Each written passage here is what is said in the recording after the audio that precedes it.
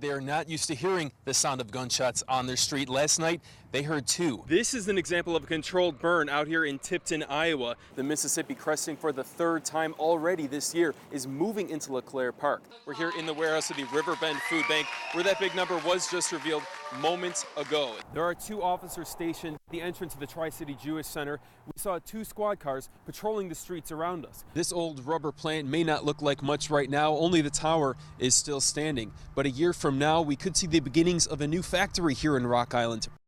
Neighbors tell me that their street, they are not used to hearing the sound of gunshots on their street. Last night, they heard two. And one longtime resident tells us the house, which has been a rental property for the past 30 years, has a history of police visits.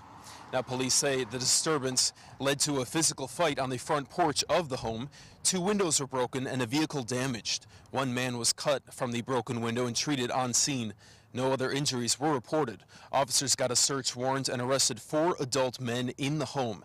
2 18-year-olds, a 21-year-old, and a 42-year-old, all in jail on drug-related offenses, including possession of a controlled substance, being marijuana, possession of drug paraphernalia, and interference of official acts. Police do say no firearm was found. Now, I asked police about their past calls to this home. They gave me the information for last year, for 2018. They were out at this address in June for a damage call and out on this block twice in May and July for disturbance calls. I'm live here in Davenport. James Sears, Local 4 News. Rock Island County Sheriff Jerry Bustos confirmed that Jason Van Dyke is here in this building behind me, the Rock Island County Jail, 3 hours west of Chicago. Now, the decision to move Van Dyke here was made because of his high-profile case, not because of any safety concern or threat against him. That, according to the Cook County Sheriff's Office. Now, here's Jason Van Dyke's new mugshot after being transferred to the Quad Cities. He was convicted by a Cook County jury on Friday of second-degree murder and 16 counts of aggravated battery, one for each time he shot Laquan McDonald back in 2014. The case outraged the Chicago community once the dash cam footage showed contradictions in the story given by officers that night. The judge immediately revoked Van Dyke's bail after his conviction, and he has been in custody ever since. Van Dyke is due back in court on October 31st in Cook County. His sentencing date has not yet been set. Sheriff Bustos tells us he believes Van Dyke will remain here at Rock Island County Jail until sentencing. In Rock Island, James Sears, Local 4 News. That shooting between 3 cars ended with 1 man dead in front of City Hall in the middle of the day and right across the street from the Moline Police Department. This entire area around City Hall was blocked off all afternoon as police gathered evidence. We counted at least 9 shell casings. Things like this usually don't happen outside the police department. Things like this usually don't happen in Moline. A construction worker with the I-74 project tells us off camera the shooting between 3 cars started just off the interstate exit onto River Drive. He remembers hearing at least 3 gunshots and then 2 of the cars speeding down the street. The third stopping at City Hall, where the 22-year-old man was shot and killed in his car. His mom and dad have lost their son. I can't imagine what they're going through.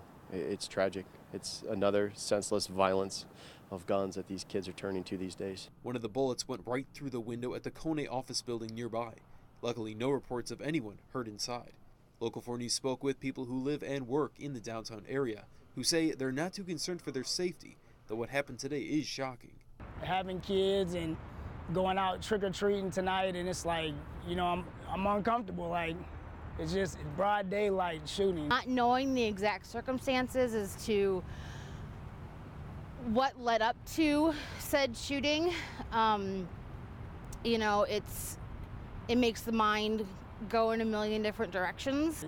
The victim's name is being withheld until family is notified. Police tell us they don't know what led to the shooting, but are asking the public for help finding those answers. In Moline, James Sears, Local 4 News. When the car hit, it sounded like a tire blew, and it sounded like they got reared end. We didn't know it was people at first. Holly Cunningham is one of many employees at the Quad City Inn who are shaken up after 2 pedestrians were hit by a car and killed last night at nearby Brady Street and Veterans Memorial Parkway. It's not worth crossing 6 lanes of traffic. I mean, there's literally a light right there. It would be much easier and much safer if you just cross there. You know, I mean, it's less than a block from where you see a lot of these people crossing Brady. The 2 men were trying to cross this dangerous 6-lane intersection when they were hit. Workers in the area say it's not the first time this has happened, and it'll keep happening unless people take safety more seriously. The manager of the Quad City Inn did not want to appear on camera. She tells us this incident hit too close to home. Last month my dad hit the car so we have to, city has to do something because nighttime it's too dark over there, So city has to put some lights over there. That's I have to tell you, because people, this is a fifth one. She and her employees are calling on the city to take action to make sure people are safe when crossing the street. But those we spoke with feel the problem won't ever be fixed. You have to watch the lights down there on 59th, then you got to watch the lights up here on Veteran. And if they're both not red, you might as well kiss your butt goodbye. In Davenport, James Sears, Local 4 News.